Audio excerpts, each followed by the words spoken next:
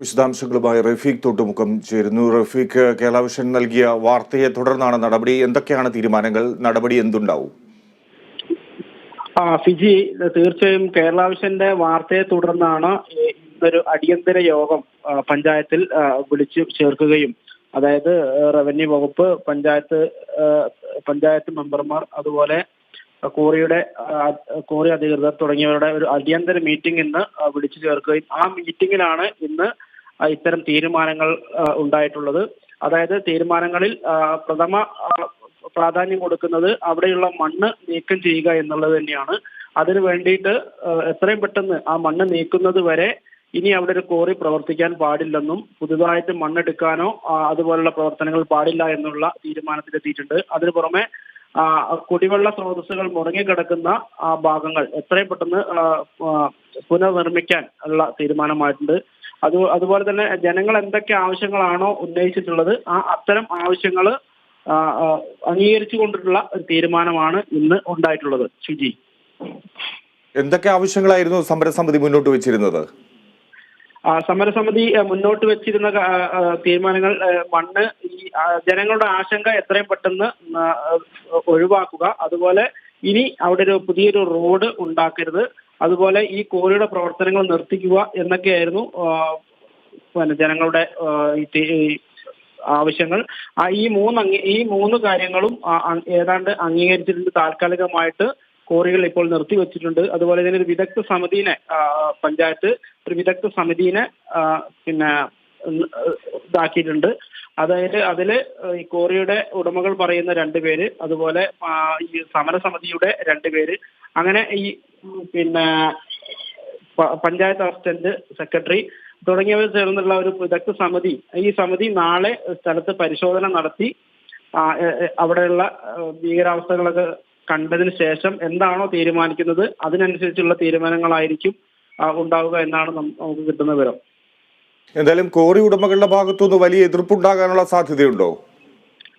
നിലവിൽ ഇന്ന് ചെറിയൊരു നേരിയ വാക്കുതർക്കങ്ങൾ ഉണ്ടായിട്ടുണ്ടെങ്കിൽ പോലും ഏതാണ്ട് ജനങ്ങളുടെ എല്ലാ കാര്യങ്ങളും അവർ അംഗീകരിക്കുന്ന, അത് അവരെ പ്രഷർ മൂലമാണോ എന്നറിയില്ല, എന്തായാലും ഇന്ന് അവർ എത്രയും പെട്ടെന്ന് മണ്ണ് മാറ്റാം എന്നുള്ള ഒരു തീരുമാനത്തിലാണ് എത്തിയിട്ടുള്ളത്. എന്തായാലും നാളത്തെ വിദഗ്ധ സമിതിയുടെ പരിശോധനയ്ക്ക് ശേഷം എന്താകും എന്നുള്ളത് നമുക്ക് കാത്തിരുന്ന് കാണാനേ പറ്റുള്ളൂ.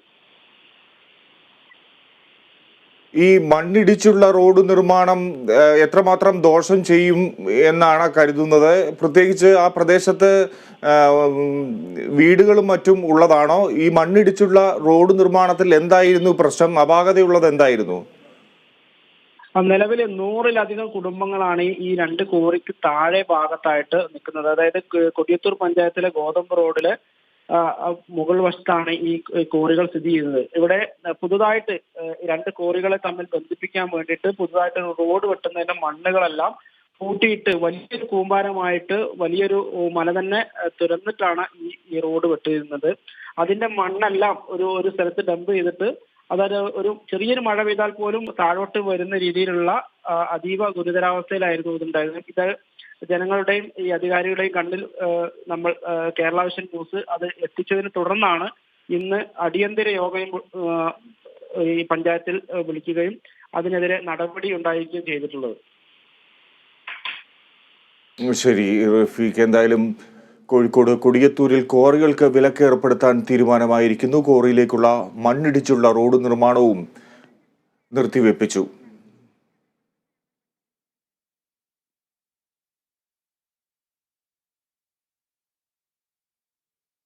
സമരസമിതി ചെയർമാൻ ശ്രീ ബഷീർ നമ്മോടൊപ്പം ചേരുന്നു. ശ്രീ ബഷീർ, ഇന്നത്തെ തീരുമാനങ്ങൾ എങ്ങനെയാണ്? കോറികൾക്ക് വിലക്ക് ഏർപ്പെടുത്താൻ തീരുമാനമുണ്ടോ? ഒപ്പം മണ്ണിടിച്ചുള്ള റോഡ് നിർമ്മാണം നിർത്തിവെപ്പിച്ചിട്ടുണ്ട്.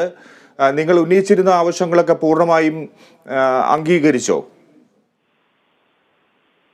സമരസമിതി നാട്ടുകാർ ഉന്നയിച്ചിരുന്ന ആവശ്യങ്ങൾ പൂർണ്ണമായിട്ടും അംഗീകരിച്ചിട്ടുള്ളൊരു തീരുമാനമായിട്ടാണ് ഇന്ന് ഉണ്ടായിട്ടുള്ളത്. അവിടെ വിദഗ്ധ സമിതിയെ പഞ്ചായത്തിന്റെയും റവന്യൂ ഉദ്യോഗസ്ഥന്മാർ ഉൾപ്പെടെ സമിതി രൂപീകരിച്ചിട്ടുണ്ട്. ആ സമിതി നാളെ സ്ഥലം സന്ദർശിച്ച് ആ മണ്ണ് പൂർണ്ണമായും മാറ്റുന്നതിന് വേണ്ടിയും അതുപോലെ തന്നെ ജലസ്രോതസ്സുകൾ പൂർണ്ണമായിട്ടും നല്ല രീതിയിൽ ആക്കുന്നതിന് വേണ്ടിയുള്ള പ്രവർത്തനങ്ങൾ നടത്തും. അങ്ങനെ പ്രവർത്തനങ്ങൾ പൂർത്തീകരിച്ച ശേഷമേ ഇനി പ്രവർത്തിക്കാവൂ എന്നുള്ള തീരുമാനം എന്നെടുത്തിട്ടുണ്ട്. അതായത് അവർ വെട്ടി എന്ന് പറയുന്ന റോഡിൽ ഒരു പ്രവൃത്തി നടത്താൻ പാടില്ല എന്നുള്ള തീരുമാനവും എടുത്തിട്ടുണ്ട്. നാളെ ഇത് സംബന്ധിച്ച് ചർച്ച നടക്കുമ്പോൾ എന്തായിരിക്കും പ്രധാനമായി ഉദ്ദേശിക്കുന്നത്? എന്താണ് ആ കോറിയുടെ മുകൾ ഭാഗത്തും മറ്റു പല ഭാഗത്തും വലിയ തോതില് മൺകൂനകൾ കൂട്ടിയിട്ടുണ്ട്. ഏകദേശം ഒരു 4 മീറ്റർ 5 മീറ്റർ ആഴത്തിൽ മണ്ണെടുത്താൽ മാത്രമേ ആ പ്രദേശങ്ങളിൽ പാറ വെളിവാകുകയുള്ളൂ. അത്ര മണ്ണെടുത്ത ആ മണ്ണ് പൂർണ്ണമായിട്ടും മറ്റു പ്രദേശങ്ങളിൽ കൂട്ടിയിട്ടിരിക്കുന്ന ഒരു സാഹചര്യമാണ് നിലവിലുള്ളത്.